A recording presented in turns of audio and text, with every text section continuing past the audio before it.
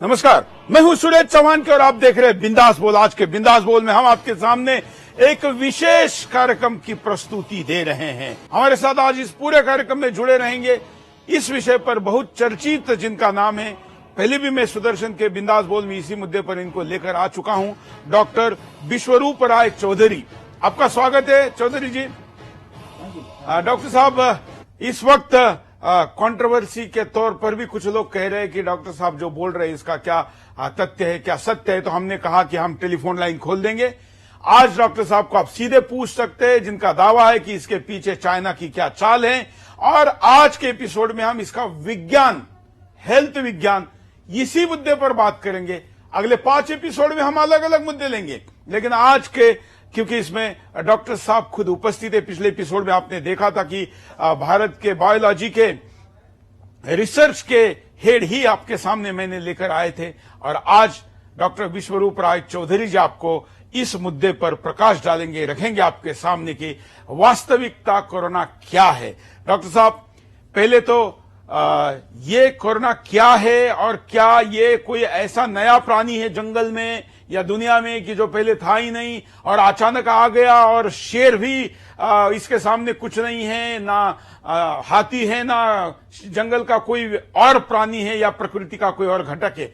क्या है कोरोना? देखिए, मैं आपको आधे मिनट 30 सेकंड में समझाता हूं। साइंस के मुताबिक कोरोना वायरस के जो एंसेस्टर्स हैं, पूर्वज जिसे बोलते हैं, वो इस धरती में 55 मिलियन ईयर्स पहले आ चुके थे। 55 मिलियन मतलब इंसान से ही पहले आ चुके थे। और जिस रूप में कोरोना वायरस को आज देखा जा रहा है, इस रूप में भी 10,000 साल पहले ऑलरेडी आ चुके थे। नंबर 1। नंबर 2, यूएस के सेंटर ऑफ डिजीज कंट्रोल के साइट में जाइए, उन्होंने अभी भी जारी किया पिछले हफ्ते, और वो जारी कुछ ऐसे किया, उन्हीं के शब्दों में, most people in their life time get infected with one or more kind of these kind of viruses, right? तो इसका मतलब ये बोलना चाह रहे हैं कि बचपन से अभी तक आपको हजारों बार फ्लू हुआ, उनमें से कभी ना कभी कोरोना वायरस की वजह से भी फ्लू हुआ।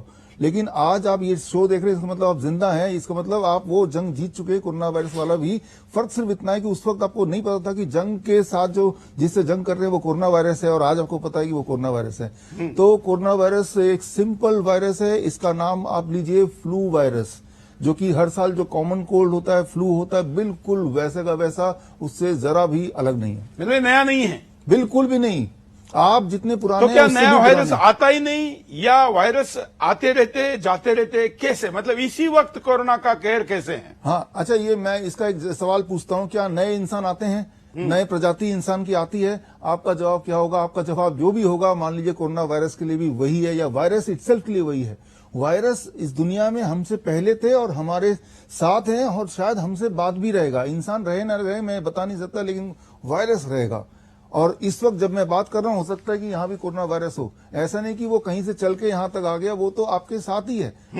तो ऐसा कुछ, लेकिन फिर विदेश से आने वाले लोगों का ही क्यों डिटेक्ट हो रहा है? क्योंकि विदेश से जो लोग आ रहे हैं उन्हीं का टेस्ट कर रहे हैं, राइट। इसीलिए मैं एक एक्सपेरिमेंट आप कर सकते हैं। आप टेस्ट किट लीजिए, पीसीआर टेस्ट, RT-PCR जिसे बोलते हैं, और किसी भी रैंडम हेल्दी 100 लोगों का टेस्ट कराइए। 100 में से एक को बता देगा कोरोना वायरस का पेशेंट है।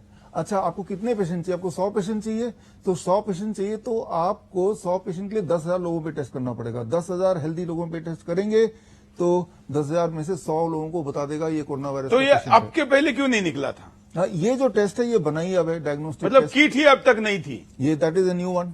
यस। तो क्या ये प्रोपोगंडा किट को बेचने के लिए तो नहीं है? किट तो एक बहुत छोटी सी बात है। हाँ। इसके आगे वैक्सीन आएगा। अभी देखिए जो डर का माहौल है। हाँ। इस मान लीजिए आप जो दर्शक सुन रहे हैं, अचानक अभी अनाउंस हो जाए कि इसका वैक्सीन आ गया है, आप में से कौन है जो वैक्सीन 10,000 रुपए में नहीं करेगा? मुझे लगता है कि करोड़ों लोग करेंगे, करोड़ों लोग। और वो तो छोड़िए, भारत सरकार भी बहुत सारा पैसा देके वैक्सीन फ्री में भी ले लेगी अपने जनता के लिए, फ्री में देने के लिए, और हमारे टैक्स के पैसे से। तो डर का व्यापार है। आप डरा डरा के हम कुछ भी बेच सकते हैं, बस इतनी सी बात है। किट तो एक मामूली सी चीज है। हालांकि किट के लिए भी सरकार ने, भारत की सरकार ने करोड़ों रुपए दिए तब जाके किट आए। और जो गरीब देश देखिए, जाम्बिया है, मंगोलिया है, नमीबिया है, वहां पे कोरोना वायरस क्यों नहीं है? वहां इसलिए नहीं क्योंकि उनके पास किट खरीदने का पैसा ही नहीं है। तो अगर कोई मर भी रहा होगा कोरोना से तो भी पता नहीं कि वो उससे मरा है। हाँ, और ऐसा ही मैं बोल रहा हूँ कि बचपन से आपने जितनी बार फ्लू हुआ है, एक छोटे बच्चे को हर साल 6 बार फ्लू होता है। एक बड़े आपकी तरह हमारी तरह जो लोग हैं साल में 1 बार फ्लू होता है। तो हम हजारों बार फ्लू से गुजरे हैं और उनमें से कभी ना कभी वो कोरोना वायरस का भी फ्लू था। फर्क सिर्फ इतना, तब ये नहीं पता था कि उसका नाम कोरोना वायरस है। That's all. अभी चाइना में एकदम से इतनी मौतें होने लगी और अब तो एकदम शांत हो गए। अब तो वहां पर स्कूल भी खुल रहे अगले हफ्ते से। जिस शहर में ये हुआ था उस वुहान में भी अब सब कुछ सामान्य है। मॉल खुल चुके हैं, सड़क पर चहल पहले, ऑफिस खुल चुके हैं। वहां से ही एक व्यक्ति को हमने लाइव लिया था, उसने कहा कि अगले हफ्ते से स्कूल भी खोलने। तो ये गया कहां फिर? ये बड़ा इंटरेस्टिंग है, ये बड़ा मजेदार है। मतलब अगर ये मरता नहीं है तो फिर ये गया कहां? ये बड़ा ही इंटरेस्टिंग है। मैं आपको 15 सेकंड में 3 फैक्ट बताता हूं। पहली बात, दुनिया में सबको पता है चाइना सिर्फ एक ऐसा देश है जो अपनी अंदर की बात बाहर की दुनिया को पता नहीं लगने देता। अभी तक गूगल को झांकने तक नहीं दिया चाइना में, फेसबुक को एंट्री नहीं करने दी और अपना ही फेसबुक गूगल बना लिया ताकि चाइना के अंदर क्या हो रहा है बाहर किसी को खबर ना हो। यहां तक कि वहां के जो रिसर्च पेपर है वो चाइनीज में छपते हैं ताकि कुछ हवा ना लगे। ऐसा देश जो अपना सब कुछ सीक्रेट रखता है, जनवरी महीने में वुहान का एक शॉट को डिस्प्ले कर रहा है पूरे दुनिया के सामने। इसके पीछे राज क्या है जरा सोचिए। ये क्यों सबको बता रहा है, दिखा रहा है, देखो शोकेस कर रहा है वुहान का जो भी कुछ हुआ, क्या असली में हुआ या वो एक स्टेज शो था? पहली बात। दूसरी बात, अभी प्राइम मिनिस्टर ने अनाउंस किया चाइना के कि भाई अचानक कि अब हम कोरोना वायरस फ्री हो गए। तो भाई कैसे हो गए? वायरस कहीं भाग नहीं सकते, आप भगा नहीं सकते, वो तो यहीं का ही है। राइट, आप दरवाजा बंद कर देंगे, वो कोई मक्खी मच्छर नहीं है कि वो भाग जाएगा। राइट, आपके बॉडी भी 90% बैक्टीरिया वायरस के बने। 90%, 10% सेल्स आपके हैं। आप जब मरेंगे 10% सेल्स ही मरेंगे, बाकी 90% तो वायरस है, बैक्टीरिया है, पैथोजन है, माइक्रो ऑर्गेनिज्म है, वो यहां से ट्रेवल करके बॉडी से किसी और जगह जाएंगे। सो जो चीज, लेकिन डॉक्टर साहब आप जो बात बोल रहे हैं, आप भी डॉक्टर है और दुनिया में बहुत बड़े बड़े विद्वान डॉक्टर है, बाकी डॉक्टर लोग आपसे क्यों सहमत नहीं है या असहमत है कि नहीं पता नहीं, लेकिन जो आप बोल रहे हैं बाकी डॉक्टर क्यों नहीं बोल रहे? देखिए 27 जनवरी को पहली बार मैंने अनाउंस किया था पब्लिकली कि ये कोरोना वायरस जो है ये कंस्पिरेसी है चाइना और यूएस के बीच का। तब यही मैं बताने वाला हूं। तब लोगों के बहुत सारे, जैसा आप फीडबैक दे ही रहे हैं, लोगों ने बहुत सारा सवाल उठाए और बोला कि आप एक इडियट हो। लेकिन आज 27 मार्च है, 3 और इडियट पैदा हो गए। निकारागुआ के प्रेसिडेंट, ब्राजील के प्रेसिडेंट और मैक्सिको के प्रेसिडेंट, ये तीनों प्रेसिडेंट ने खुलेआम पब्लिकली बोला कि corona virus is a conspiracy, ये सिर्फ एक फ्लू वायरस है। मैं भी इसके खिलाफ 1 महीना करीब हो गया होगा, इसके खिलाफ इस कॉन्स्पिरेसी को रख चुका हूं। लेकिन आप इसके अथॉरिटी है, डॉक्टर है, इसलिए आपकी बात को आज हम लोगों के सामने रख रहे हैं। लेकिन मेरा सवाल यह है कि बाकी डॉक्टर क्यों नहीं बोल रहे? बाकी डॉक्टर, देखिए बाकी डॉक्टर एक जैसे चेस बोर्ड है, उसमें बहुत सारे उसमें गोटियां होती हैं, तो वो सिर्फ एक गोटियां हैं। वो डॉक्टर के नाम पे वो सेल्स एजेंट हैं दवाइयों के। उनका प्रोटोकॉल से थोड़ा भी अलग गए तो उनकी डिग्री छीन लेंगे और उनका जो जीने मरने का सवाल हो जाएगा। तो उनको इजाजत नहीं है कि प्रोटोकॉल से हटके थोड़ा भी सोचे या बोले किसी को, नहीं तो डिग्री चली जाएगी, इंडियन मेडिकल एसोसिएशन छीन लेगी। तो they are force to stop and keep मम, यही उनका काम है। लेकिन आपको तो दुनिया के कई देश बुलाते हैं, दूसरे देशों में भी आप करते हैं। देखिए दूसरे जिस तरह से आपका चैनल है उस तरह से मेरा काम है। सच्चाई जो है वो दवाई नहीं जा सकती, वो कितना भी कोशिश करें। और किसी भी चीज से अगर जनता को फायदा होता है वो तो आगे फैलेगा ही फैलेगा, चाहे एक सेक्शन डॉक्टर वाला सेक्शन ही सही या कोई एक पर्टिकुलर सेक्शन ना भी चाहे तब भी वो फैलेगा। तो इस स्थिति में लोगों ने कैसा देखना चाहिए? क्योंकि हमारा शो के द्वारा ये भी संदेश नहीं जाना चाहिए कि सरकार जो कर रही है या जो प्रिकॉशन लिए जा रहे हैं वो सब गलत है। हाँ, इसमें देखिए मतलब सावधानी हटी दुर्घटना घटी, ऐसा भी नहीं हो तो फिर क्या सावधानी हो? आपको अगर सावधानी रखनी है तो मैं एक आंकड़ा देता हूं। आंकड़ा ये कि हम इन्फेक्शियस डिजीज की बात कर रहे हैं। Corona virus is an infectious disease category, lifestyle disease नहीं है। लेकिन ऐसे और इन्फेक्शियस डिजीज है ना, जैसे ट्यूबरक्लोसिस है, भारत में हर साल 5 लाख लोग मरते हैं। हेपेटाइटिस एक और वायरस है, भारत में हर साल 75,000 लोग मरते हैं। मलेरिया एक और तरह का पैरासाइट है, उससे करीब 2 लाख लोग मरते हैं। तो अगर आपको प्रिकॉशन रखना ही है तो इन सबका भी तो रखिए। सिर्फ एक कोरोना वायरस से लड़ना आपका मकसद है या अपनी आयु हेल्दी तरीके से लंबा जीना?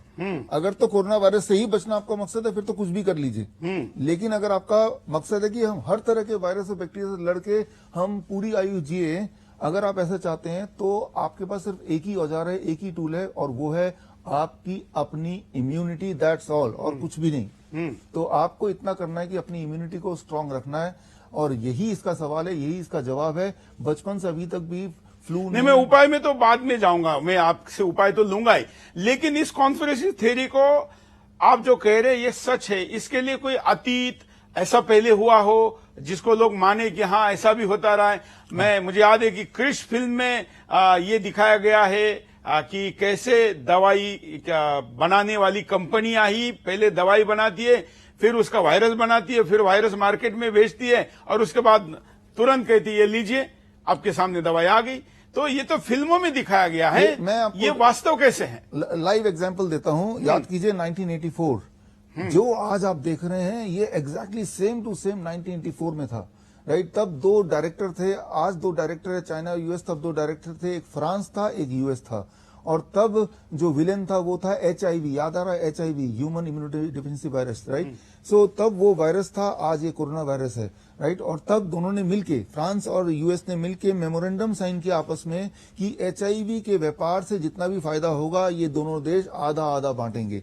और उस वक्त का जो प्लेटफॉर्म था, उस वक्त का जो स्टेज था, वो था अफ्रीका। याद कीजिए, अफ्रीका में ही HIV के पेशेंट पाए जा रहे थे, जिस तरह की अभी चाइना में पहले पाए जा रहे हैं, अब इटली और यूएस की बात चल रही है, राइट? तो तब साउथ अफ्रीका के जो प्रेसिडेंट थे MBकी, उन्होंने खुलेआम ऐलान किया कि HIV से एड्स नहीं होता है, HIV नाम का कोई वायरस पहली बात तो इंसान के बॉडी में जा ही नहीं सकता। और ये बात बिल्कुल सच आज भी है। 1984 जब HIV का ऐलान हुआ से लेके नाउ इट इज 2020, अभी तक एक भी ऐसा रिसर्च पेपर नहीं है जो ये साबित कर पाए कि इंसान की बॉडी में HIV का वायरस पाया गया है। आप ढूंढिए, पूछिए, एक भी पेपर नहीं है। तो तब वो स्टेज ड्रामा था, जिससे हुआ क्या कि भारत सरकार जैसे 200 देशों ने अपने अपने पूरे बजट में, जैसे भारत का 2000 करोड़ का बजट है, इस 2000 करोड़ की दवाइयां हर साल HIV की आनी ही आनी है, पिछले सालों से आ ही रही है। ट्यूबरक्लोसिस की आती है करीब 4000 करोड़ का। तो इतिहास में ऐसा होता ही रहा है। तो पिछली बार MBकी जो मैंने बताया, साउथ अफ्रीका के प्रेसिडेंट, जैसे ही उन्होंने अनाउंस किया कि HIV से एड्स नहीं होता, हुआ क्या, उनका तख्ता पलट हो गया, और वो जो पोल खुलनी थी वो खुलते खुलते रह गई। इसीलिए शायद इस बार चाइना ने सोचा कि जो ग्राउंड है, जो प्लेटफॉर्म है, जो स्टेज है, वो स्टेज किसी और देश को ना बना के क्यों ना हम अपने देश को ही बनाएं, ताकि वो ड्रामा में कोई बीच में अड़चन ना आए। तो पहले भी हुआ है, कोई नई बात नहीं है, आज फिर हो रहा है। सिर्फ पहले विलन था HIV, आज विलन है कोरोना। तो चाइना और अमेरिका की दुश्मनी भी मानी जाती है, ऐसे में चाइना और अमेरिका इस मुद्दे के लिए एक कैसे आ गया? देखिए, पैसे के लिए सब लोग एक आ ही जाते हैं। हाँ, दुश्मनी और दोस्ती तो पैसे से ही है ना, कोई पर्सनल एनिमिटी तो है नहीं। किसी एक चीज में अगर व्यापार हो पा रहा है, पैसा आ पा रहा है, तो पैसे का मुद्दा है ना, तो दोस्ती की बात है ना दुश्मनी की बात है। लेकिन अब मौतों का आंकड़े में ये लग रहा है कि शायद अमेरिका ज्यादा लोग खो देगा, चाइना ने कम लोग खो दिए हैं। देखिए, जो सस्पेंस है, हाँ। शुरुआत हुआ था सस्पेंस चाइना से, खत्म होगा क्लाइमैक्स यूएस में। हाँ। मूवी में तो ऐसे ही होता ना कि वो मोड़ ऐसे मुड़ता है कि वो इंसान अपने पूरी तरह से इमोशनली अटैच हो जाता है। तो आप देखेंगे अभी कि मैंने तो 27 जनवरी को ही बता दिया था कि शुरुआत हुआ देखिए चाइना से, खत्म होगा यूएस में, और हुआ यही कि डायरेक्शन वही जा रहा है, राइट? कि अब यूएस में सबसे ज्यादा पाए जा रहे हैं, क्योंकि ये दो देश हैं, इन्हीं की चाल है, तो इनके पूरे कंट्रोल में कि आंकड़े कितने बताने हैं। तो साफ सी बात वो दिखाई दे ही रही है। जो विदेशी मीडिया है भारत में, खास करके BBC जैसे चैनल है, वो जानबूझकर ये कह रहे कि भारत कम टेस्ट कर रहा है, ज्यादा लोगों का टेस्ट क्यों नहीं करते, प्राइवेट लैब को क्यों छूट नहीं देते, इसलिए आंकड़ा कम आ रहा है। तो ये विदेशी मीडिया प्रोपोगंडा ऐसा क्यों कर रहा है? देखिए, मीडिया, आपको पता है, आपसे ज्यादा किसको पता है, आप भी मीडिया में ही है और मीडिया ही है। मीडिया तो बस पैसे, आप दो मेजॉरिटी की बात कर रहा हूं मैं, तो पैसे से कंट्रोल होती है, मैनेज होती है, ये तो सभी को पता है। ये तो एक ओपन सीक्रेट है। तो पैसा देंगे तो वो कोई भी मीडिया हो, चाहे वो BBC। और फार्मा कंपनियों का बजट तो दुनिया के कई देशों से भी बड़ा होता है, भारत का बजट तो उसके सामने कुछ नहीं है। दैट इज जो पॉलिटिकल जो डोनेशन जाता है बाकी सारे सेक्टर का, चाहे वो ऑटोमोबाइल सेक्टर हो, चाहे इंफ्रास्ट्रक्चर सेक्टर हो, सबका कंबाइंड डोनेशन से भी ज्यादा सिर्फ एक सेक्टर का होता है, दैट इज फार्मा कंपनी का donation to any political party of any country. एक साइट है openSecret.org, जाके आप कितना डोनेशन फार्मा कंपनियां देती हैं और कितना डोनेशन बाकी आप खुद ही देख लीजिए, तो आप हैरान रह जाएंगे, दंग रह जाएंगे। ये जो पॉलिटिकल पार्टी है, चाहे वो किसी भी देश का बात कर लें, वो आज जो खड़ी है उसके पीछे जो बैकिंग है पावर का, मनी का, वो पावर बैकिंग कहां से है? फार्मा कंपनी से है। तो जाहिर सी बात है उनको कभी अपोज बिल्कुल, भारत में तो ये स्थिति नहीं आई, लेकिन यूएस में ओपनली कहा जाता है, दुनिया के कई देशों में ये स्थिति है। भारत में भगवान करे ऐसा ना आए, लेकिन इस वक्त पूरे दुनिया पर ये प्रेशर है। तो जब हम ये कहते हैं कि इसके पीछे लॉबिंग है, इसके पीछे कुछ ऐसे ताकतें हैं, तो फिर जो देश, ये जो प्रधानमंत्री ईमानदारी के साथ अपनी जनता को बचाने लगे हैं, उनको कैसे देखेंगे? देखिए, ऐसा ही हो रहा है। मैंने अभी थोड़ी देर पहले बताया, जैसे ब्राजील के जो राष्ट्रपति है जायरो बोल्सोनारो, जैसे ही उन्होंने ऐलान किया कि भाई ये एक फ्लू वायरस है, अगर मुझे कोरोना वायरस हो गया तो चिंता मत करना, 3-4 दिन में मैं ठीक हो जाऊंगा और कोई भी ठीक हो सकता है, तो गले मिलिए, रेस्टोरेंट जाइए। अभी 3 दिन पहले का उनका, और जैसे ही ये बोला, अब ये देखने में आ रहा है कि उनका तख्ता पलट कभी भी हो सकता है। तो आप यही देखेंगे, किसी ने अगर मुंह खोला तो जैसे एमबीकी का हुआ साउथ अफ्रीका के, वही हर्षद हो सकता है। इसलिए सोचते हैं कि पहले अपनी गद्दी बचाओ, बाद में हम कोरोना या इसकी कॉन्स्पिरेसी को देखेंगे। बिल्कुल, लोगों में डर है और ऐसी बातों के खिलाफ बोलना भी, बहुत से लोग तो इसलिए भी साहस नहीं करते कि उनको लगता है कि अरे पूरी दुनिया जब एक तरफ बोल रही, 600 करोड़ लोग एक दिशा में बोल रहे, तो हम उसमें अलग बोलेंगे तो शायद हमारी निंदा होगी, हमारा अपमान होगा, फलानी चीजें होगी। लेकिन हमने तय किया है कि हम मीडिया में आए ही इसलिए है कि सत्य के साथ लोगों के सामने बिंदास बात रखनी है। और जैसे ही हमको लगा कि इस बात में भी सोचने में क्या हर्ज है कि कॉन्स्पिरेसी थ्योरी भी इसके पीछे हो सकती है, बल्कि इसकी ही संभावना ज्यादा लगती है, तो फिर हमने ये आपके सामने लाने का प्रयास किया। मैं दर्शकों को भी कहूंगा कि डॉक्टर साहब हमारे साथ है, मैं भी आपके सामने लाइव हूं, और अगर आप भी कुछ प्रश्न पूछ सकते हैं तो हमारे नंबरों पर आप कॉल कर सकते हैं, अपनी बात को रख सकते हैं, प्रश्न पूछ सकते हैं। प्रश्न आपका हमारे विचारों से सहमत वाला ही हो ऐसा जरूरी नहीं। मैं हमेशा कहता हूं कि बिंदास में लोकतंत्र है, आप हम जो कह रहे हैं इसके विरुद्ध भी अगर आपको कुछ कहना है तो कह सकते हैं। कॉलर के पास भी जाएंगे, आपकी बात भी रखेंगे। स्क्रीन पर नंबरों पर आप कॉल कर सकते हैं। कॉलर के पास चलते हैं। जय हिंद। जय हिंद सर। बोलिए सर जी, मैं भाग सिंह पंजाब से बोल रहा हूँ सर। बोलिए सर जी, पहले सुरेश जी आपको नमस्कार, मैं आपको सलाम करता हूँ, सैल्यूट करता हूँ। मैं आपको बहुत बड़ा फैन हूँ आपका मैं। और विश्वरूप चौधरी जी आपको नमस्कार करता हूँ, क्योंकि ये जो बातें आप बता रहे हो, मेरे को लगता है कि इसमें भारत में बहुत से लोग जानते हैं, लेकिन वो आगे आने की हिम्मत नहीं कर पा रहे हैं। जो हिम्मत आप लोगों ने दिखाई है, उसके लिए सैल्यूट करता हूँ सर मैं आपको। धन्यवाद, धन्यवाद। अगले कॉल के पास चलते हैं। हम कहेंगे कि आप हमारा केवल उत्साहवर्धन मत करिए, आप तो जानते हैं कि वो हमारे पास बहुत ज्यादा है, लेकिन आपके प्रश्न अगर हैं या आप हमारी बात को जोड़ना चाहते हैं, इसमें एड ऑन करना चाहते हैं, एडिशन करना चाहते हैं, तो जरूर कॉल करिए। अगले कॉलर। जय हिंद। बोलिए क्या हमारे प्रश्न में उदयपुर राजस्थान से बोल रहा हूँ। हाँ, ये अभी डॉक्टर चौधरी जो बोल रहे हैं कि भाई ये नॉर्मल वायरस है, तो इटली में इतने लोग एक साथ कैसे मर गए, इसका जवाब मांगिए। बताइए। इसका जवाब मैं देता हूं, ध्यान सुनिए जवाब। देखिए, इटली में हर साल आप आंकड़े देखिए पीछे का, जैसे 2015, 2016, 2017, 18, 19, हर साल इटली में इन्फ्लुएंजा लाइक इलनेस ILI एक अम्ब्रेला है, उसके अंतर्गत 20 से 25 हजार लोग मरते ही मरते हैं हर साल। इन्फ्लुएंजा लाइक इलनेस से 20 से 25 हजार लोग मरते हैं एवरी ईयर, राइट। और ये जो वायरस है, ये वायरस भी उसी कैटेगरी में आता है। और अभी इटली का जो नंबर है 8,500 है, और इस साल के अंत तक आप देखिएगा 20-25 हजार के अंदर ही कहीं ना कहीं होगा। और ये कोई नई बात नहीं है। नया बात सिर्फ इतना है कि इस बार उसको टीवी में दिखाया जा रहा है, देखो भाई इंसान मर रहा है, जबकि ये तो हर साल मरते हैं। ठीक उसी तरह से यूएस में इन्फ्लुएंजा लाइक इलनेस, याद रखिए ILI इसे शॉर्ट फॉर्म बोलते हैं, उससे 60,000 लोग हर साल मरते हैं एवरी ईयर, राइट। लेकिन इस साल जो मरने की आंकड़े को टीवी में फ्लैश किया जा रहा है, आपके सामने डिस्प्ले किया जा रहा है, इस तरह से पेश किया जा रहा है जैसे पहली बार हो रहा है, राइट। याद रखिए, इटली के जो अधिकतर जनसंख्या है वो बूढ़े हैं, भारत की अधिकतर जनसंख्या जो है वो यंग है। तो जिस तरह की इन्फेक्शियस डिजीज इटली में होती है, उस तरह की इन्फेक्शियस डिजीज भारत में होने के चांसेस बहुत बहुत कम है। तो इटली इसलिए भी यहाँ का मौतों का आंकड़ा कम है, ऐसा है। हाँ, इसलिए भी कम है। और जो इटली में हो रहा है वो कुछ नया नहीं हो रहा है, नया सिर्फ एक हो रहा है कि इस बार आपको बताया जा रहा है देखो ऐसा हो रहा है, और कुछ भी नया नहीं है। चलिए अगले कॉलर के पास चलते हैं, उनसे बात करते हैं। जय हिंद। जय हिंद सर। बोलिए।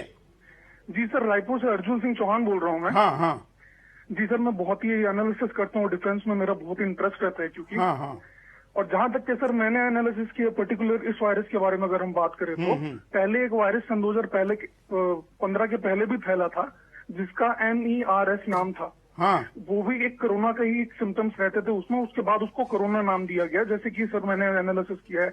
और सर ये बायोलॉजिकल वेपन है एक तरीके का, मतलब जितना मैंने इसके बारे में पढ़ा है, ये एक तरीके का जैविक हथियार है जिसको चाइनीज मिलिट्री ने डेवलप किया था, जो कि वॉर बैटल एरिया में यूज करने के लिए बनाया गया था। ऐसा कोई उनकी डॉक्यूमेंट्री है, उसमें पूरा डॉक्यूमेंटेशन है सर, वो मैंने पूरा पढ़ा हुआ है ना। ये चीजें अभी निकल के आएंगी। लेकिन सर मैं डॉक्टर साहब से ये पूछना चाहता था कि ये जो पर्टिकुलर वायरस है, इसको जो कंटेन करने के मेजर्स लिए जा रहे हैं हमारे द्वारा, ये इनफ है? ये देखिए, ये जो वायरस है जैसे मैंने अभी ऑलरेडी बताया कि एक फ्लू वायरस है, और ये एक ऐसा वायरस है जो ऑलरेडी बचपन से हमारे साथ ही रहता है। तो इसको कंटेन करने के लिए दरवाजा बंद करने की जरूरत नहीं, क्योंकि दरवाजा बंद क्या करेंगे, वो तो घर में पहले से ही है जैसे बाकी वायरस है, राइट। तो जो अभी आप देख रहे हैं, इसको मैं ऐसे देखूंगा कि ये एक ड्रामा चल रहा है, आपको हर वायरस से बचाव करना है, लेकिन बचाव का ये जो तरीका है, इस तरीके से कुछ होने नहीं वाला। ये बचाव का तरीका तब कारगर होता कि वायरस कहीं बाहर से आ रहा है और हम अपने दरवाजे को बंद पकड़ के खड़े हैं। लेकिन अगर दुश्मन हमारे घर के अंदर है और फिर दरवाजा बंद कर रहे हैं, तो कितना हमें उससे बचाव होगा, बस उतना ही बचाव आपको होने वाला नहीं। तो इसका मतलब फिर सोशल डिस्टेंसिंग क्या काम की है, मतलब ये गलत है? सोशल डिस्टेंसिंग बिल्कुल गलत है। क्यों? अब देखिए, सोशल डिस्टेंसिंग अगर करना ही है आपको, तो सिर्फ इन 21 दिन के लिए नहीं कीजिए, जीवन भर के लिए कीजिए। हाँ, मतलब आपका कहना है कि सोशल डिस्टेंसिंग अच्छी चीज है, जीवन भर के लिए कीजिए, क्योंकि जुकाम तो हमेशा से होता है ना। ये तो जीवन भर था ही, भारत में तो पहले भी ये चीजें थी। हाँ, तो जीवन भर हर एक को इतने दूर से मिलिए, किसी के पास मत जाइए, क्योंकि जीवन भर हर इंसान, मैंने बताया था, साल में एक आध बार उनको फ्लू होता ही है, तो वो डर तो हमेशा ही लगा रहेगा। तो आज 21 दिन में करके ऐसा क्या, हमेशा कीजिए ना फिर। तो लेकिन ये सब कुछ, उनका प्रश्न में उप प्रश्न ये था कि इस समय भारत सरकार के द्वारा जो मेजर लिए जा रहे या जो उपाय या जो सावधानी बरती जा रही, क्या वो पर्याप्त है? नहीं, उसकी जरूरत ही नहीं है। हाँ, पर्याप्त की बात ही नहीं है, उसकी जरूरत नहीं है। अभी तो जरूरत है अच्छी इम्यूनिटी के लिए, अगर भारत सरकार कुछ कर पाए तो that is the only thing required. क्योंकि जैसे मैंने बताया कि ऐसा कोई वायरस कहीं से आया नहीं है, ये पहले से ही है, पहले से ही है, बचपन से है आपके। जब बचपन में आप पैदा हुए थे तब से अभी तक वो वायरस आपके आसपास ही था, आपको कई बार बीमार कर चुका, आप कई बार ठीक हो चुके हैं, उसको आप जानते हैं, वो आपको जानता है। दोनों में दोस्ती भी है, दोनों में दुश्मनी भी है, वो म्यूचुअलिस्टिक तरीके से आपके साथ रहती आई है, हमारी इम्यूनिटी उसे पहचानती है। तो नीड नॉट टू वरी। ये जो किया जा रहा है, हो सकता है कि बाहर के दवाओं में WHO के प्रोटोकॉल को फॉलो करते हुए ये सब मेजर्स हैं, लेकिन इस मेजर्स का कोई रियल बेसिस, साइंटिफिक बेसिस नहीं है। ये तो सब कह रहे हैं कि इसका कोई उपाय नहीं है। अगर उपाय नहीं है, ये वायरस इसकी दवाई अब तक नहीं निकली है, तो फिर चाइना ठीक कैसे होगा? ये तो मेरा सवाल है ना, कि वहां गया कहां फिर अचानक? ये तो चाइना का ड्रामा है। आप देखिए, जब आप मूवी देखते हैं तो मूवी में कोई सवाल पूछना अलाउड नहीं होता, क्योंकि वो जो मूवी है उसमें कोई उसका हीरो आके बताएगा नहीं, उसमें सिर्फ आपको देखना होता है और देख के अपने आप को जोड़ना होता है। तो ये भी एक ड्रामा, एक मूवी है। मूवी में वो विलन आया और विलन को न जाने कैसे हीरो ने मार गिराया और विलन चला गया। हर मूवी में देखते हैं कि नहीं देखते हैं? तो इस मूवी में भी देख रहे हैं। तो इसमें सवाल पूछने जैसा कुछ है ही नहीं, क्योंकि ये लॉजिकल नहीं है, ये साइंटिफिक नहीं है, ये बस है। चलिए अगले कॉलर के पास चलते हैं। जय हिंद, बोलिए। हेलो, बोलिए। नमस्कार सर। क्या कहना है आपका? सर मैं ये कह रहा था, मैं जो फार्मा कंट्री का वे बता रहे थे अब चाइना और ये, हेलो, हाँ बोलते रहिए। मैं ये कह रहा था फार्मा कंट्री का जो आप बता रहे थे, जो दवाइयों का उत्पादन जो दो देशों के बीच में जो बताया था आपने, पहले भी ये हो चुका है और ये श्योर है कि ये भी अब भी यही निकलेगा शायद। मैं आपकी बात से पूरी तरह से सहमत। चीन और अमेरिका जिस तरीके से लग सामने, धन्यवाद धन्यवाद, बिल्कुल जिस तरीके से इस विश्व, चलिए कभी भी सीधे अपनी बात जल्दी से कहते जाइए। अगले कॉलर के पास चलते हैं। जय हिंद, बोलिए। जय हिंद, बोलिए। महेश भाई बोलता है अहमदाबाद से। हाँ, आपके चैनल में जो बता रहे हैं पूरा सत्य आज तक कोई चैनल में दिखा नहीं ऐसा। हाँ, पूरे का पूरा सत्य बता रहे हैं आप। और दोनों का, आपका और जो विश्व स्वरूप राय क्लियर कट सच बता रहे हैं। आज तक कोई चैनल देखा नहीं ऐसा सच बताओ। कायम ऐसे बता के रहो बस दुनिया में। तो सब मास्क इस वक्त ब्लैक में बेचे जा रहे हैं। मैंने तो मास्क नहीं लगाया, उसके पीछे का मेरा ये तर्क है कि मास्क उसको लगाना चाहिए जो बीमार है। राइट। या इसका वास्तविक क्या कारण है? देखिए, मास्क का सच्चाई मैं बताता हूँ व्यूअर्स, ये बहुत ही ध्यान सुने और आगे भी आप बताएं। ये रहा मास्क, राइट। फुल स्क्रीन दिखाइए। ये मास्क है, इस तरह का मास्क है, ये कपड़े का बना मास्क है। हाँ, तो ये मास्क क्यों पहन रहे हैं? क्योंकि आपको लगता है कि इस मास्क को पहनने से वो जो कोरोना वायरस है, वो वायरस आपके मुंह में नाक में नहीं चला जाएगा। यही तो कारण है ना, उससे ये एक बैरियर की तरह बन जाएगा। That is the reason, right. ये कपड़े का बना हुआ है। अब मैं अगर बोलता हूं इसमें अगर पानी डालूंगा, पानी यहां से निकलेगा क्या? आप ट्राई कीजिए, पानी यहां से लीक होगा, राइट। तो ये कोरोना वायरस का जो डायमीटर है वो है करीब 100 नैनोमीटर। अब 100 नैनोमीटर कितना होता है? मैं एक और उदाहरण देता हूं। ह्यूमन स्पर्म सेल, आपने कॉन्डोम देखा है? कॉन्डोम के अंदर अगर हम पानी डालें तो क्या पानी निकलेगा? नहीं निकलेगा, वो बलून की तरह बन जाएगा, राइट। जबकि स्पर्म का जो डायमीटर होता है वो होता है 5000 नैनोमीटर। यानी कि कोरोना वायरस अगर टेनिस बॉल है तो ह्यूमन स्पर्म फुटबॉल है, राइट, फुटबॉल है। अगर कोई आपको बोले इस कपड़े का कॉन्डोम बना दें तो आप पहनेंगे, यूज करेंगे? नहीं करेंगे, क्योंकि आपको पता है कि इसमें से जब पानी निकल सकता है तो स्पर्म भी निकल सकता है, राइट। जबकि कोरोना वायरस जो है वो स्पर्म से भी बहुत छोटा है। टेनिस बॉल है, वो फुटबॉल है। तो कोरोना वायरस कोई मक्खी नहीं है कि जो ये रोक ले, राइट। ये स्टाइल के लिए, फैशन के लिए, या न जाने क्या आपने पाप किया कि मुंह छुपा रहे हैं हर जगह, वो अलग बात है। लेकिन कोरोना वायरस से मुंह छुपाने से वो बचेगा ऐसा नहीं, या कोई भी वायरस से ये बचाएगा ऐसा बिल्कुल नहीं है। ये कहीं भी नहीं लिखा कि ये आपको बचाएगा। ये आपके पैसे जरूर खर्च करवा रहा है और आपको एक फीलिंग दे रहा है कि मैं बच जाऊंगा। जिस तरह से आपने देखा कि ट्रक के आगे नींबू और मिर्च लगा रहता है, उससे तसल्ली रहती ड्राइवर को कि एक्सीडेंट से ये नींबू और मिर्च बचा लेगा। वो वाली तसल्ली तो ये दे सकता है मास्क, लेकिन उससे ज्यादा कुछ नहीं कर सकता है। हो सके तो ये मैसेज आप लोगों तक पहुंचाइए। लेकिन इसको तो इस वक्त ब्लैक मार्केटिंग में खरीदना पड़ रहा है, मिल नहीं रहे हैं। हाँ, ये व्यापार है, भय का व्यापार। भय से कुछ भी बेचा जा सकता है। आप लोगों को डराइए, और that is the biggest business sense, right. डर के मारे तो कोई कुछ भी करता है ना, वो कुछ भी कर सकता है। चलिए अगले कॉलर के पास चलते हैं। आप भी अपना प्रश्न पूछ सकते हैं।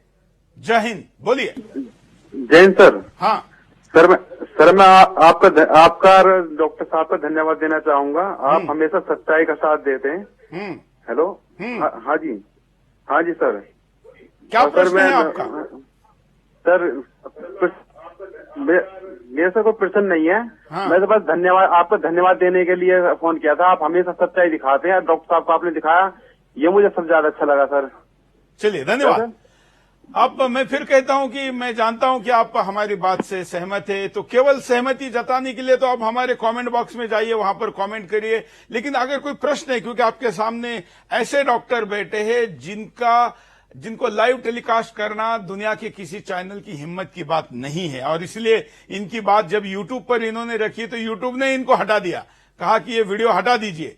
हमें भी यूट्यूब ने नोटिस भेजा, हमने कहा कि हम मीडिया चैनल इस पर बहस करने के लिए तैयार है यूट्यूब के साथ, हम हटाएंगे नहीं, हम हटाते नहीं, हम बात करने के लिए तैयार है। हम दुनिया के उन लोगों को भी बात करने के लिए या अपना मंच डिबेट के लिए डॉक्टर साहब के साथ देने के लिए तैयार है, जो उनके साथ इस मुद्दे पर चर्चा कर सकते। इसलिए फोन लाइन पर प्रश्न हो या हमारी इंफॉर्मेशन में कोई एडिशन हो तो ही कॉल करें, केवल समर्थन के लिए ना करें। आपके मन में जो हमारी समर्थन की भावना है उसके लिए धन्यवाद। अगले कॉलर के पास चलते हैं।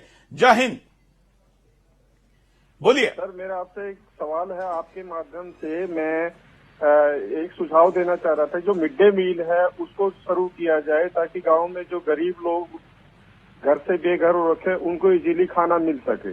बिल्कुल, वो तो मदद का हिस्सा है और वो करना ही चाहिए। मिड डे मील जो गवर्नमेंट की है, जो ऑलरेडी सारी गाड़ियां वाड़ियां सब सिस्टम बना हुआ, उसको ये डेवलप किया जाए। अच्छी सूचना है, हम प्रधानमंत्री और विभिन्न राज्यों के मुख्यमंत्री तक ये पहुंचाएंगे। बहुत अच्छा सुझाव है आपका। हम आगे बढ़ते हैं। आज हम बात कर रहे कॉन्स्पिरेसी की और इसकी जो षड्यंत्र है इसके पीछे चाइना का, इसकी। डॉक्टर साहब, दुनिया भर की जो मेडिकल या फार्मा इंडस्ट्रीज है, उन्होंने इसके पहले भी कई बीमारियों का बाजार किया है। जैसे आपका दावा है कि डायबिटिक ठीक हो सकता है, लेकिन दुनिया की सारे, खास करके एलियोपैथी वाले लोगों का कहना है कि डायबिटिक ठीक नहीं हो सकता। अमेरिका में या दुनिया में पहले जो डायबिटिक का लेवल था वो ज्यादा था, अब कम हो गया। थोड़ा इस पर भी कुछ प्रकाश डाले तो लोगों को लगेगा कि हम जो कह रहे हैं इसकी पार्श्वभूमि है। देखिए, डायबिटीज ठीक हो सकता है और वो भी 3 दिन में ठीक हो सकता है, 72 आवर्स, अगर आप ये करते हैं। ठीक उल्टा, जो डॉक्टर बोलेगा उसको उल्टा। डॉक्टर बोलता है कि मीठे फल नहीं खाओ या फल भी नहीं खाओ। आप क्या कीजिए, 1 केजी फल, वो फल मीठे वाले हों तो ज्यादा अच्छा है, जैसे आम है, चीकू है, अंगूर है, केले हैं। 1 केजी फल 12 बजे तक खा लीजिए, पहला स्टेप। और दूसरा स्टेप, लंच और डिनर जब भी करें उससे पहले 500 ग्राम कच्ची सब्जी खा लीजिए, टमाटर, खीरा, मूली, गाजर। और तीसरा स्टेप, डेयरी प्रोडक्ट या एनिमल फूड छोड़ दीजिए। जैसे ही ये करेंगे, तीसरे दिन तक आपका ब्लड शुगर कम होने लगेगा। मजबूरी में दवाई छोड़नी पड़ेगी और इंसुलिन ले रहे हैं तो इंसुलिन 50% कम करना पड़ेगा। और अगर ऐसा नहीं किया, हाइपोग्लाइसीमिया, बिल्कुल लो शुगर चला जाएगा और वो एक और बड़ी प्रॉब्लम हो जाएगी। 3 दिन की बात है सिर्फ। चलिए, इस पे तो हम अलग से बात करेंगे। मैं इसके पीछे सवाल मेरा ये था कि कैसे फार्मा इंडस्ट्री ने डायबिटीज को भी एक बाजार बना लिया। वो ऐसे बना लिया कि डायबिटीज जिन खाने से ठीक होता है, उन्हीं खाने को डॉक्टर के दिमाग में घुसा दिया कि पेशेंट को बताना कि ये चीजें ना खाएं। फॉर एग्जाम्पल, डायबिटीज ठीक होता है मीठे फल खाने से, तो डॉक्टर आते सबसे पहले क्या करता है, खबरदार जो आपने आम खाया, शायद उनको कहीं पता है कि आम खाने से कहीं ठीक ना हो जाए, राइट। तो ये होगी पहली बात, राइट। और दूसरी बात, वो क्या करते हैं, देखिए, जो ब्लड शुगर का लेवल है, अगर आपका 250 mg पर डेसीलीटर, 250 से नीचे अगर आपका ब्लड शुगर रहता है बिना दवा के, तो वो परफेक्टली फाइन है। लेकिन डॉक्टर के पास जाएंगे, वो क्या बोलेगा, अच्छा आपका 100 से ऊपर है, बाप रे बाप, आप तो गए। तो डर के मारे आप जबरदस्ती 100 से नीचे करेंगे। तो नंबर याद रखिए, 250 mg पर डेसीलीटर से नीचे अगर आपका नंबर है। लेकिन ये तो आज जो हु के या जो वर्ल्ड हेल्थ ऑर्गेनाइजेशन है उसकी जो गाइडलाइन है, उसके जो नंबर से, उससे बहुत ज्यादा बता रहे हैं आप। ये नंबर, ये आंकड़ा कोई मेरा नंबर आंकड़ा नहीं है, ये ACP guideline, American college of professional physicians का गाइडलाइन है, 2018 6 मार्च का गाइडलाइन है। और उस गाइडलाइन के अनुसार अगर किसी भी इंसान का blood sugar, postprandial blood sugar 250 से नीचे रहता है बिना दवा के, तो उसको दवा की जरूरत नहीं है। ये गाइडलाइन जिस दिन आया, उसके 2 दिन बाद इंडियन मेडिकल एसोसिएशन ने इस गाइडलाइन को छुपा दिया, अपने सारे डॉक्टरों को बता दिया। कब आया है? 6 मार्च 2018, देख लीजिए गूगल करके, 6 मार्च 2018। उसके 2 दिन बाद का अखबार देखिए, टाइम्स ऑफ इंडिया, ये सारे अखबार देखिए, उसमें ये आ गया कि इंडियन मेडिकल एसोसिएशन ने साफ चेतावनी दी सारे डॉक्टरों को, भारत के 10 लाख डॉक्टरों को, ये जो गाइडलाइन है ये पेशेंट तक ना पहुंचे, पेशेंट के पास नहीं पहुंचना। हम इस गाइडलाइन को नहीं मानते, छुपा दिया गया। हम उस पर भी कभी काम करेंगे, लोगों के सामने मुद्दा लेकर आएंगे। आज हम कोरोना के भय से ग्रसित लोगों का मनोबल बढ़ाने, और डरिए मत, दुनिया कोई डूबने वाली है, खत्म होने वाली है, ऐसा नहीं है। प्रिकॉशन तो लीजिए, वो तो जीवन भर लेना अच्छा है स्वस्थ रहने के लिए, यह हमारे भारतीय संस्कृति का हिस्सा भी रहा है। लेकिन आप समझिए कि दुनिया किस दिशा में कैसे लेके जा सकती है और भय का भी व्यापार कैसे हो सकता है। इसलिए डॉक्टर विश्वरूप रॉय चौधरी आपके सामने मुद्दों को रख रहे। चीन के साम्राज्यवादी विस्तार, उसकी अर्थनीति, उसने इस पूरे प्रकरण से कैसे हजारों बड़ी बड़ी कंपनियों का अधिग्रहण किया है, वो कंपनियां कौन सी है, उनका शेयर मार्केट कोरोना के पहले क्या था, कोरोना के बाद अभी क्या है, ये भी मुद्दे हम आने वाले दिनों में आपके सामने लेकर आने वाले हैं। उसके एक्सपर्ट भी मैं आपके सामने आंकड़ों के साथ लेकर आऊंगा, तमाम तथ्यों के साथ हम चाइना को नंगा करें। डॉक्टर साहब, आज आपने इस एपिसोड में जो मुद्दे कहे हैं, इसके साथ साथ और हम आगे क्या जोड़ सकते हैं लोगों के लिए कि जो हमने बातें रखी है इसको वो सपोर्टिंग हो? देखिए, यहाँ पे सपोर्टिंग बात तो ये है कि आप आंकड़े अगर देखते हैं तो जो टीवी में दिखा रहे हैं कि या मीडिया में जो दिखा रहे हैं कि इतने लोग मर गए, इतने लोग मर गए, फॉर एग्जाम्पल भारत की बात करते हैं, 20 लोग मर गए हैं कोरोना वायरस से, राइट, ऐसा बताते हैं। 20 का अभी तक हो सकता है 22 हो गया हो, या कल तक 25 भी हो जाएगा। इंपॉर्टेंट बात है कि आप ये देखिए, जैसी कोई डायग्नोस होता है कोरोना वायरस का, उसके बाद क्या होता है, उस पेशेंट को उठा के क्वारंटाइन में, क्वारंटाइन वर्ड तो अब सबको पता चल गया, बच्चे को यानी कि आइसोलेशन में रख देते हैं। आइसोलेशन में जो इलाज चलता है, आप शॉक्ड रह जाएंगे, वो इलाज नहीं चलता है, वो है ह्यूमन गिनी पिग। WHO ने लॉन्च किया है सॉलिडेरिटी के नाम पे ह्यूमन गिनी पिग, मतलब इन दवाइयों को एनिमल पे टेस्ट नहीं किया गया, पहली बार एक्सपेरिमेंटली जो पेशेंट को पकड़ा गया है उन पे टेस्ट किया जा रहा है। HIV की दवाइयां, इबोला की वो दवाइयां जो इबोला ने नहीं मारा, इबोला की दवाई ने ज्यादा लोगों को मारा, राइट, वो वाली दवाई, मलेरिया की दवाई, एंटीबायोटिक दवाई, ऐसी सारी दवाइयां जिसका कोरोना वायरस से दूर दूर का कोई लेना देना नहीं है, ऐसी सारी दवाइयां जिससे लाखों लोग मरते आए हैं, वो सारी दवाइयां क्वारंटाइन में रख के पेशेंट को दिए जा रहे हैं। WHO का प्रोटोकॉल ही ये है, क्योंकि वो टेस्टिंग करना है, ह्यूमन गिनी पिग जिसे बोला जा सकता है। और अब जब पेशेंट मर जाते हैं तो बोलते हैं तो कोरोना वायरस से मर गया। इन सब के बावजूद भी अगर पेशेंट भगवान की दया से वो बच जाता है तो बोलता है देखो हमने बचा लिया। तो ये एक बहुत बड़ा षड्यंत्र है कि ये क्वारंटाइन के बहाने से उन पे ह्यूमन एक्सपेरिमेंट्स हो रहे हैं। अब हम उपाय की दिशा में चलते हैं, क्योंकि हम सुदर्शन पे केवल समस्या नहीं बताते, हम हमेशा कहते हैं कि उपाय होना चाहिए। तो अगर कोरोना मानो हो भी गया या होने की संभावना है, ऐसे में क्या किया जाए कि हम कोरोना से बच जाए? आपका उपाय क्या है? देखिए बहुत सिंपल है, सिर्फ एक लाइन में उपाय बताऊंगा। अगर ये करेंगे तो कोई भी वायरस आप पे अटैक करने के जो चांसेस हैं 80% कम हो जाएगा, 80%। वो हर दिन आपको 0.2 ग्राम विटामिन सी खाना है, सप्लीमेंट के फॉर्म में नहीं, टैबलेट के फॉर्म में नहीं, फलों के फॉर्म में। अच्छा 0.2 ग्राम कितना होता है? एक बड़ा अमरूद खाएंगे तो 0.2 ग्राम खा लिया, 2 संतरे खाएंगे तो 0.2 ग्राम हो गया, 3 आम खाएंगे तो 0.2 ग्राम हो गया, 4 टमाटर खाएंगे तो 0.2 ग्राम हो गया। इतना मटर जितना आपके हाथ में आ जाए, इतना मटर का अगर खाएंगे तो 0.2 ग्राम आप खा रहे हैं विटामिन सी। तो रोज आप निश्चित कर लीजिए, पहली बात यह कि मुझे 0.2 ग्राम खाना है विटामिन सी। और दूसरी और आखिरी बात कि एनिमल प्रोटीन का इंटेक लगभग 0 कर दीजिए।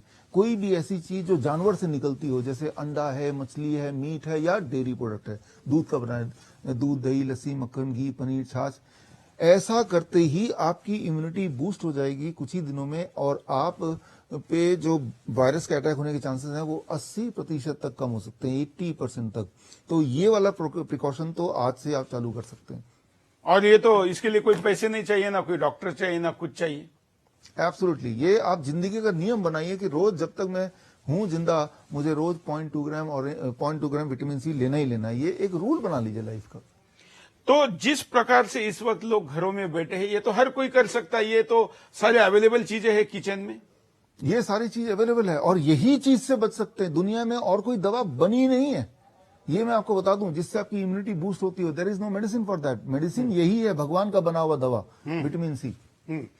जो इस वक्त हमारा भारत का जो आयुर्वेद है, उसको मुझे ये समझ में नहीं आ रहा है कि हमारा आयुर्वेद वाले इतने एक्टिव क्यों नहीं हो रहे, या वो भी इस भय में है कि हम बोलेंगे तो न जाने गवर्नमेंट क्या कहेगी, कौन सी राज्य सरकार क्या कहेगी, या मेडिकल इंडस्ट्री क्या कहेगी।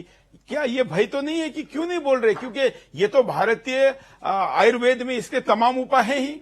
देखिएगा, मैं आपको बता दूं, आज आपके इस चैनल में आया है, देखिएगा अगले 1 हफ्ते 10 दिन में वो बोलना शुरू कर देगी। वो बस कौन पहला कदम ले, बस शायद इसी चीज का इंतजार हो रहा था। अब पहला कदम ले चुके हैं, तो अब अगला कदम वो आने ही वाले होंगे। बिल्कुल, मैं भारत सरकार के आयुष विभाग को, आयुष मंत्रालय को भी आह्वान करता हूं, हमारे इतनी बड़ी पैथी विभिन्न प्रकार की, प्रधानमंत्री मोदी जी आने के बाद अलग से मंत्रालय बना हुआ है, बड़ा बजट दिया है, योग के इस मंत्रालय ने दुनिया में पहुंचाने में बड़ी भूमिका निभाई है, वो आगे आए और इस बार कहें कि हाँ, ये कोरोना वायरस पर भारत में पहले भी संशोधन हुआ है, या आगे भी हम इस पर काम कर सकते हैं, हमारे पास ये उपाय है। आज दुनिया के पास कोई उपाय नहीं, तो क्यों नहीं हमारा आयुष मंत्रालय आगे आकर ये कहें कि हिंदुस्तान के एक्सपर्ट्स, हमको भी एक्सपेरिमेंट करने दीजिए। आज अमेरिका ने उनके देश में जो दवाई निकली है, ऐसा वो कह रहे हैं, वो ह्यूमन बीइंग पर उसका टेस्ट करने के लिए छूट दी है। अब पता नहीं उसका वास्तविकता उपाय होगा नहीं होगा, उसके सिम्टम्स क्या रहेंगे, लेकिन आयुर्वेद के प्रयोग में तो किसी प्रकार का नुकसान होने की भी संभावना नहीं है, क्योंकि आयुर्वेद में एडिशनली फायदा ही होगा। तो क्यों नहीं आयुर्वेद को लेकर, या भारत के अन्य जो पैथी है उनको लेकर आयुष मंत्रालय आगे आए। हम आशा करते हैं कि सरकार इस पर गंभीरता से लेगी। विष्णु राय चौधरी जी, आयुष मंत्रालय इस वक्त क्या करे, ऐसा आपको लगता है? देखिए, आयुष मंत्रालय का सबसे बड़ा रोल होना चाहिए, क्योंकि ये जो वायरल डिजीज है वो उसका सिर्फ एक ही उपाय है, एक ही तोड़ है, वो है आपकी बॉडी की इम्यूनिटी कैसे काम करती है, आपका खान पान क्या है, आपका लाइफस्टाइल क्या है। और ये सारा तो नेचुरोपैथी के अंदर ही तो आता है। तो इस वक्त अगर किसी का रोल है तो वो सिर्फ और सिर्फ आयुष मंत्रालय का रोल है, ना कि एलोपैथिक मेडिसिन। देखिए, जो वायरस अटैक करती है किसी मेडिसिन के अभाव से नहीं करती है कि आपके अंदर फला मेडिसिन कम है इसलिए आपकी बॉडी में अटैक करती है, वो किसी न्यूट्रिशन के अभाव से करती है। न्यूट्रिशन का अभाव होने से आपकी इम्यूनिटी गड़बड़ा जाती है और उससे होता है। तो इसके कारण कॉज है इम्बैलेंस ऑफ द न्यूट्रिशन, इसका क्योर भी है न्यूट्रिशन इम्बैलेंस को पूरा करना। तो ये वाला काम तो नेचुरोपैथी का हुआ, ये वाला काम तो आयुष का हुआ। तो आयुष का ही काम है, ये एलोपैथी का काम है नहीं वायरल डिजीज को संभालना, कंट्रोल करना या ठीक होना। कभी भी कोई डॉक्टर ये नहीं बोल सकता कि इस दवा से ये मरीज वायरस से ठीक हुआ है। जब भी वो ठीक होता है तो उसकी इम्यूनिटी ठीक करती है। दवा कोई वायरस की बनी ही नहीं है आज तक। आप एक बात याद रखिए, वायरस की कोई दवा नहीं होती है। कारण ये कि वायरस अपना स्टेट हर थोड़े थोड़े समय बाद बदलता रहता है, और अगर आपका दुश्मन का स्टेट बार बार बदलता रहता हो तो ऐसे दुश्मन की कोई एक टूल, एक वेपन आप बना नहीं सकते हैं। बिल्कुल। और इसलिए कई डॉक्टर ये भी कहते हैं कि अच्छा, इसमें जो बुखार को लेकर एक बात आती है कि जो बुखार होता है तो बुखार को कंट्रोल करने की जरूरत नहीं, ऐसा आप कहते हैं। और दूसरी तरफ डॉक्टर कहते हैं कि अगर बुखार दिमाग में चला जाएगा या बढ़ जाएगा तो उससे ये नुकसान हो सकता है। देखिए, ये सबसे इंपॉर्टेंट बात आपने उठाई है, इसको मैं 1 मिनट तो लूंगा इसके जवाब के लिए। वो ये कि याद रखिए एक सिंपल नियम, वायरस का नाम कुछ भी हो, वो डेंगू होगा, H1N1 होगा, स्वाइन फ्लू होगा, या कोरोना वायरस होगा, या कोई और वायरस होगा। वायरस का एक रूल है, जब भी आपके बॉडी का टेम्परेचर 99 से नीचे होता है तो बॉडी के अंदर का वायरस फैलने लगता है, और जब भी आपके बॉडी का टेम्परेचर 100 से ऊपर होता है तो अंदर का वायरस टूटने लगता है। तो जैसे ही वायरस अंदर आता है, हमारी बॉडी क्या करती है, चालाक बॉडी हमारी इम्यूनिटी टेम्परेचर को 100 से ऊपर ले जाती है। ऐसे में क्या होगा, वायरस टूटने लगता है, और जब वायरस के पुर्जे टुकड़े होते तो हमारी इम्यूनिटी उस टुकड़ों को उठा के बॉडी से बाहर फेंक देती है, और यही इसका इलाज है। एलोपैथी क्या करती है कि ये कोशिश करती है कि किसी भी तरह से इंसान का टेम्परेचर 100 से नीचे रखा जाए। आप समझ रहे ना मेरी बात? 100 से नीचे रखना मतलब आप वायरस के दोस्त हुए या दुश्मन? आप दरअसल वायरस को एक ऐसा मौका दे रहे हैं कि वो खूब फले फूले, और तभी 20 दिन लगते हैं, एक इंसान को 30 दिन लगते हैं वायरस से लड़के बाहर आने में। जितनी बार बॉडी की इम्यूनिटी टेम्परेचर बढ़ाती है, एलोपैथिक दवाई, एंटीपायरेटिक मेडिसिन उसको घटा देती है। तो अच्छा, तो ऐसे में करना क्या चाहिए? और मैं 15 सेकंड और लूंगा। अगर कभी फीवर आ जाए, पहला सिम्टम आते ही, पहला फ्लू सिम्टम आते ही, पहला सिम्टम आते ही ये 3 स्टेप ले लीजिए, और 72 आवर्स में आपका फ्लू और वो फीवर हमेशा के लिए चला जाएगा, एटलीस्ट वो वाला वायरस चला जाएगा। Step 1, I call it a liquid diet. Liquid diet क्या है कि जैसे ही पहला सिम्टम आया, आपका एक फॉर्मूला याद रखिए, आपका बॉडी वेट डिवाइडेड बाय 10। मेरा बॉडी वेट मान लीजिए 60 kg डिवाइडेड बाय 10 कितना होता है? 6 ग्लास कोकोनट वाटर पूरे दिन भर में, और 6 glass citrus fruit juice. Citrus मतलब मौसमी, संतरा या फिर अनानास, राइट? और कुछ खाना नहीं, कुछ और पीना नहीं। डे 1 पूरे दिन भर में। डे 2 आपका बॉडी वेट डिवाइडेड बाय 20। मेरा बॉडी वेट 60 डिवाइडेड बाय 20 कितना हुआ? 3 ग्लास कोकोनट वाटर और 3 ग्लास सिट्रस फ्रूट जूस पूरे दिन भर में, और साथ में एक और फॉर्मूला याद रख लीजिए, योर बॉडी वेट इंटू 5। मेरा बॉडी वेट मान लीजिए 60 kg इंटू 5 कितना हुआ? 300, साथ में ग्राम लगा लीजिए, 300 ग्राम टमाटर और खीरा। ये डे 2 में खाना, कुछ और नहीं खाना। आप शॉक्ड रह जाएंगे डे 2 के अंत तक आते आते आपका ब्लड शुगर।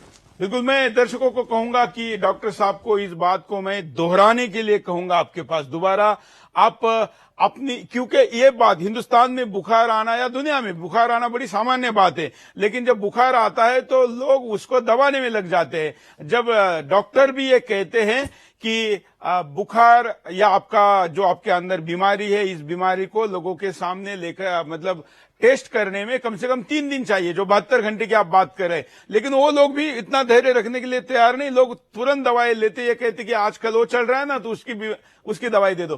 तो जरा डॉक्टर साहब, बुखार के विषय में मैं कहूंगा कंट्रोल रूम को कि बीच में कुछ नहीं लिया जाए, केवल बुखार का शुरू से लेकर आप दोबारा रिपीट करिए, हमारे दर्शक इस बात को बड़े ध्यान से सुने। केवल जब बुखार आता है तो क्या करें? देखिए, सबसे पहले जैसे मैंने बताया कि बुखार आने का मतलब यह है कि आपके बॉडी में कोई वायरस या बैक्टीरिया घुस चुका है, और बुखार जब 100 से ऊपर होता है तो वो इसलिए होता है कि वायरस 100 से ऊपर टेम्परेचर में फैलता नहीं है, वो टूटने लगता है, जो कि बहुत अच्छी बात है और हमारी इम्यूनिटी उठा के बाहर फेंक देती है। ऐसे में जो ना करें वो ये ना करें कि गलती से कोई दवा लेके टेम्परेचर को घटाना नहीं है, क्योंकि टेम्परेचर घटते ही वायरस फैलने लगेगा। तो करना क्या है, 3 स्टेप डाइट आप लीजिए। Day 1 I call it liquid diet. जैसे ही पहला फ्लू सिम्टम आएगा, जैसे ही पहला बुखार का सिम्टम आएगा, थोड़ा भी बुखार लगेगा, आपको पहले दिन लिक्विड डाइट में फॉर्मूला है आपका बॉडी वेट डिवाइडेड बाय 10। मान लीजिए मेरा body weight 60 kg divided by 10 कितना होता है, 6। तो पूरे दिन भर में 6 ग्लास कोकोनट वाटर बड़ा ग्लास और 6 ग्लास ही पूरे दिन भर में सिट्रस फ्रूट जूस, सिट्रस मतलब ऑरेंज, पाइनएप्पल, मौसमी या केनू, लेकिन पैक्ड नहीं, फ्रेश ताजा। और पूरे दिन भर में सिर्फ यही 12 ग्लास पी के रहना है 60 kg पर्सन के लिए, कुछ और नहीं। पहले दिन ही आप देखेंगे आपका टेम्परेचर 102, 103 तक तो जाएगा, लेकिन उससे ऊपर नहीं जाएगा, इससे ऊपर नहीं जाएगा। और दूसरे दिन का फॉर्मूला याद रखिए, आपका बॉडी वेट डिवाइड बाय 20। मान लीजिए बॉडी वेट किसी का 60 kg डिवाइड बाय 20 कितना हुआ, 3। 3 ग्लास कोकोनट वाटर और 3 ग्लास ही सिट्रस फ्रूट जूस पूरे दिन भर में, प्लस एक और फॉर्मूला आपका बॉडी वेट इंटू 5। मान लीजिए बॉडी वेट 60 kg इंटू 5, 300 ग्राम लगा लीजिए, 300 ग्राम्स ऑफ टमाटर और खीरा, इतना ही आपका डाइट है। मैं बोलता हूं डे 2 डाइट को फ्लूइड डाइट। आप हैरान होंगे, डे 2 के अंत तक आपका टेम्परेचर थोड़ा थोड़ा नीचे आ जाएगा, 100 के आसपास ही रहेगा, 100, 101, उससे ऊपर नहीं जाएगा। आप कंफर्टेबल फील करने लगेंगे, लगेगा कि अब फीवर और वो फ्लू का अंतिम समय आ गया। डे 3 में 12 बजे तक का डाइट है, your body weight divided by 30। मान लीजिए 60 kg divide by 32, 2 glass coconut water और 2 glass of citrus fruit juice 12 बजे तक, बड़ा ग्लास मतलब 400 ml का। लंच होगा वही वाला फॉर्मूला कल वाला कि आपका बॉडी वेट इंटू 5, अगर 60 kg का आदमी इंटू 5, 300 ग्राम टमाटर और खीरा, यही आपका लंच है। डिनर आते आते आप ठीक हो चुके होंगे, आप शॉक्ड रहेंगे, अरे ये कि आप तो ऐसे ठीक हो गया जैसे कभी कोई बुखार था ही नहीं। आपको वेजिटेरियन डाइट लेना है, बिना कम तेल के और कम नमक के, और चौथे दिन अपने काम में लग जाइए। आपका चौथे दिन तक पता भी नहीं चलेगा किसी को भी और आपको भी कि अभी 3 दिन आप बुखार से निकले हैं। तो ये सिंपल फॉर्मूला है। इंपॉर्टेंट ये नहीं कि वो वायरस का नाम डेंगू है या चिकनगुनिया है या H1N1 है या फिर कोरोना है। सिर्फ आपका बॉडी का इम्यून सिस्टम हर तरह के वायरस के लिए वो एक ही टूल यूज करता है, दैट इज फीवर। और वो लोग जो फीवर को कम करते हैं उनको 3 दिन नहीं लगता, उनको 3 हफ्ते लगते हैं, कभी 30 दिन लगते हैं, और कभी तो वो भगवान को प्यारे हो जाते हैं। तो सिंपल है, फ्लू से लड़ना हर बार ये काम करता है। और आप में से जो लोग इसको यूज करते आए हैं, मैंने 4 साल से बता रहा हूं, 2016 से, तो कमेंट में जाके जहां भी आप देख रहे हैं आप इसको लिख सकते हैं टेस्टिमोनियल के तौर पे, ताकि बाकी लोग देखें और उनको भी मोटिवेशन मिले। क्या ये कहा जाए कि अगर आपको कोई पेशेंट दिया जाता है तो आप उसकी ट्रीटमेंट करेंगे, जिस प्रकार की भारत में अभी पेशेंट की संख्या बढ़ रही है? मैंने ये प्रपोजल दिया था और इस चैनल के माध्यम से दोबारा से हेल्थ मिनिस्ट्री को ओपन प्रपोजल दे रहा हूं कि अभी भारत में करीब 800 कोरोना के पेशेंट हैं, वो सारे आप मुझे दे दो और मैं उनसे मिलने जाऊंगा तो मैं जाहिर सी बात है मास्क और हाथ भी, ग्लव्स भी नहीं लगाऊंगा। ऐसा नहीं कि उससे कोरोना वायरस मुझे आएगा नहीं, मुझे ये कॉन्फिडेंस है। हो सकता है कोरोना वायरस मेरे अंदर भी आ जाए, लेकिन मेरे अंदर आएगा तो मुझे पता है 3 दिन का ये वाला फॉर्मूला है ना, 3 दिन में मैं उन पेशेंट को ठीक कर दूंगा। क्योंकि इतिहास में मैंने देखा है 2016 से कि कितने सारे वायरस, हर तरह के वायरस में हमने काम किया, और वायरस चाहे कुछ भी हो, लगते तो 3 ही दिन है। तो 3 दिन में ये भारत के सारे पेशेंट ठीक हो सकते हैं, अभी से लेकर 3 दिन में। लेकिन हेल्थ मिनिस्ट्री अगर इस स्टेप को माने तब। ये तो सब डॉक्टर कहते हैं कि 3 दिन प्रतीक्षा करिए, लेकिन लोग इसकी प्रतीक्षा नहीं करते। लोग तो बड़ी बड़ी, जैसे आजकल तो पैरासीटामोल की सुमो जैसी दवाई है कि जिसमें बहुत ज्यादा पैरासीटामोल होता है, लोग उसकी रिस्क भी लेते हैं और कुछ भी करके टेम्परेचर कम करने पे लगते हैं। देखिए, वो अपना दुश्मन खुद ही बन रहे हैं। जब भी आप पैरासीटामोल लेते हैं, जब भी आप एंटीपायरेटिक दवा लेते हैं, तो याद रखिए वो दवा वायरस का दोस्त है। टेम्परेचर जैसे ही कम होता है, 99 डिग्री पे जाता है, वायरस एकदम से उछल के बाहर निकलता है और एकदम से तेजी से फैलता है। इसीलिए बॉडी, जब तक वायरस बॉडी के अंदर है। नहीं, लेकिन अगर टेम्परेचर ये कहते हैं कि दिमाग में बुखार चला गया वगैरह, वो क्या होता है फिर? देखिए, मुझे प्रैक्टिस करते हुए 12 साल से ज्यादा हो गए हैं। मैंने हजारों पेशेंट हर तरह के देख लिए, हर तरह के वायरस के देख लिए, और मेरे प्रैक्टिस में अभी तक एक भी पेशेंट का बुखार उसके दिमाग तक तो नहीं गया, एक भी पेशेंट को सीजर नहीं आया। तो मैं ये बात मानने को तैयार नहीं कि बॉडी का टेम्परेचर जब बॉडी बढ़ाता है तब उस टेम्परेचर से किसी को सीजर आ सकता है या वो दिमाग में बुखार चढ़ सकता है। लेकिन हाँ, उस वक्त अगर वो एनिमल फूड लेगा, एनिमल प्रोटीन लेगा, तो उसका प्रभाव, साइड इफेक्ट कुछ ऐसा हो सकता है जैसा आप बता रहे हैं। लेकिन नॉर्मली अगर इस तरह के डाइट में आएगा तो टेम्परेचर 103 तक पहुंचेगा, 104 तक पहुंचेगा, लेकिन वो आपको नुकसान कभी नहीं करेगा। मतलब बॉडी को ये भी पता है कि कहाँ तक लेके जाना है। बिल्कुल पता है। बॉडी ने तो टेम्परेचर ऊपर किया तो बॉडी वो टेम्परेचर किसी वायरस ने नहीं किया है। वो वायरस नहीं करता है, वो बॉडी करता है। बॉडी का वो टूल है, बॉडी का वो वेपन है, बॉडी का औजार है वो। पहले जमाने में जब एलोपैथिक दवाई नहीं थी तो जब बुखार आता था तो लोग क्या करते थे? उसको कंट्रोल करने के लिए पानी लगाते थे या बाकी चीजें करते थे? वो क्यों किया जाता था? देखिए, हाँ वो है, उससे थोड़ा पैलेटिव केयर होता है, मतलब आपको थोड़ा कंफर्टेबल लगता है। यहाँ भी जैसे ही टेम्परेचर 102 के ऊपर जाए तो आप चाहे तो अपने पैरों के काफ में या अपनी छाती में या अपने सिर पे वो ठंडा या वो ठंडे पानी वाला जो टॉवल है वो थोड़ा थोड़ा लगा सकते हैं। वो पैलेटिव केयर होता है, वो थोड़ा पेशेंट को कंफर्टेबल देता है। उससे टेम्परेचर, आउटर स्किन का कंट्रोल होता है, अंदर का टेम्परेचर तब भी ज्यादा रहता है। तो अंदर का टेम्परेचर ज्यादा है और कंफर्ट के लिए बाहर का टेम्परेचर, स्किन का टेम्परेचर कम हुआ, वो भी अच्छा स्ट्रेटेजी है। हाँ, मतलब इसमें तो जैसे केमिकल दवाई अंदर लेने से फिर अंदर का टेम्परेचर कम होता है। आयुर्वेदिक या इस नेचुरोपैथी ट्रीटमेंट में वो नहीं होता है, तो वो फायदे का है। वो फायदे का है। मैं दुनिया भर के तमाम डॉक्टरों को, डॉक्टर चौधरी की इस बात से, जो बातें आज यहां पर की गई, इससे सहमत ना हो तो हमें संपर्क कर सकते। मेरा ट्विटर हैंडल यहां पर चल रहा है, इस ट्विटर हैंडल पर जाइए, वहां पर कमेंट करिए। हम चाहेंगे कि डॉक्टर चौधरी के खिलाफ विचार रखने वाले, विरुद्ध विचार रखने वाले तथा कथित मॉडर्न साइंस के जो डॉक्टर है वो इस पर बहस करे, क्योंकि इसमें जब तक बहस नहीं होगी, चिंतन नहीं होगा, मंथन नहीं होगा, तब तक ये बात दुनिया के सामने नहीं जाएगी। और हम ये केवल हंगामा खड़ा करना या कोई नई बात लोगों के सामने रखना, ये इसका उद्देश्य नहीं है। हम चाहते हैं कि दुनिया के सामने पहले से उपाय हैं और उस उपाय को लाया जाए। इसलिए हम भारत सरकार, राज्यों की सरकारें, स्वयंसेवी संस्थाएं या डॉक्टरों की जो ऑर्गेनाइजेशन है, उनको भी ये कहते हैं, या तो डॉक्टर चौधरी को गलत साबित करो या फिर इनको स्वीकार करो।